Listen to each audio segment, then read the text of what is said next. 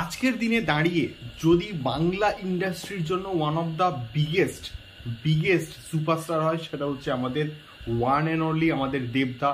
এবং দেবদা এই জন্য কিন্তু সুপারস্টার নয়, মানে শুধুমাত্র এই জন্য কিন্তু সুপারস্টার নয় যে তিনি অনেক বক্স অফিস কাঁপিয়ে দিয়েছেন এবং তার রিসেন্ট টাইমে প্রচুর ব্লকবাস্টার মুভি এসছে, এই জন্য শুধুমাত্র কিন্তু নয়, তিনি তার এই বাংলা ইন্ডাস্ট্রিতে, টলিউড ইন্ডাস্ট্রিতে যে অবদানটা সেটা মারাত্মক লেভেলের। এবং এটা কিন্তু বন্ধুরা আজকের আরও একবার কিন্তু বন্ধুরা প্রমাণ হয়ে গেল যে দেবদার অবদানটা কোথায়।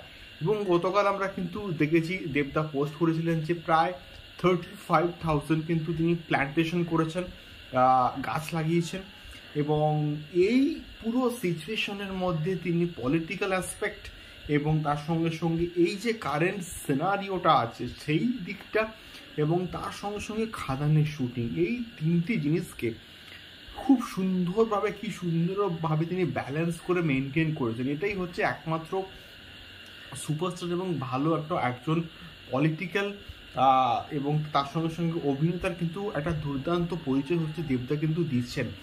তো এই যে ডিরেক্টর গিল্ড এবং ফেডারেশন, এদের মধ্যে যে ক্ল্যাশটা, টেকনিশিয়ানরা আসছে না এবং এটার আলটিমেটলি সলিউশনটা কী হবে, এটাকে নিয়ে কিন্তু বর্তমানে মিটিং তো চলছেই। এবং তার সঙ্গে সঙ্গে আজকের কিন্তু পুরো মানে কি বলবো, আমার বলতে দারুণ লাগছে যে দেবদা, প্রসেনজিৎ এবং এরা প্রত্যেকে কিন্তু আমাদের মাননীয় মুখ্যমন্ত্রী মমতা ব্যানার্জির সঙ্গে কিন্তু সাক্ষাৎ করেছেন এবং এই সম্পূর্ণ বিষয়টাকে নিয়ে সম্ভবত তাদের মধ্যে কথাবার্তা হয়েছে এবং সম্ভবত এটার সলিউশন আজকের মধ্যে কিন্তু আমরা পেয়ে যাব। এবং তোমরা হয়তো যখন ভিডিওটা দেখছো তখন হয়তো সলিউশনটা এসেও গেছে।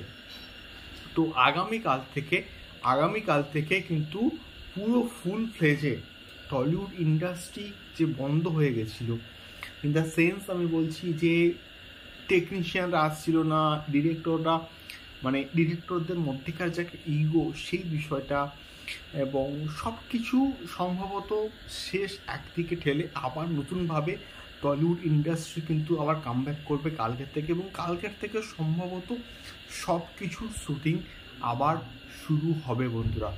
এবং এই যে বিষয়পত্রগুলো দেবদার জন্যই কিন্তু আলটিমেটলি সম্ভব হয়েছে। এবং তাই দেবদাকে নিয়ে বন্ধুরা কথা না বলে আমি পারলাম না।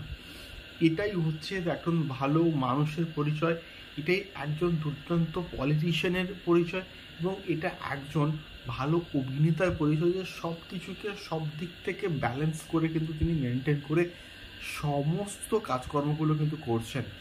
তো দেখা যাক আলটিমেটলি কালকের থেকে সমস্ত কিছুর শুটিং স্টার্ট হয় কিনা টলিউডে।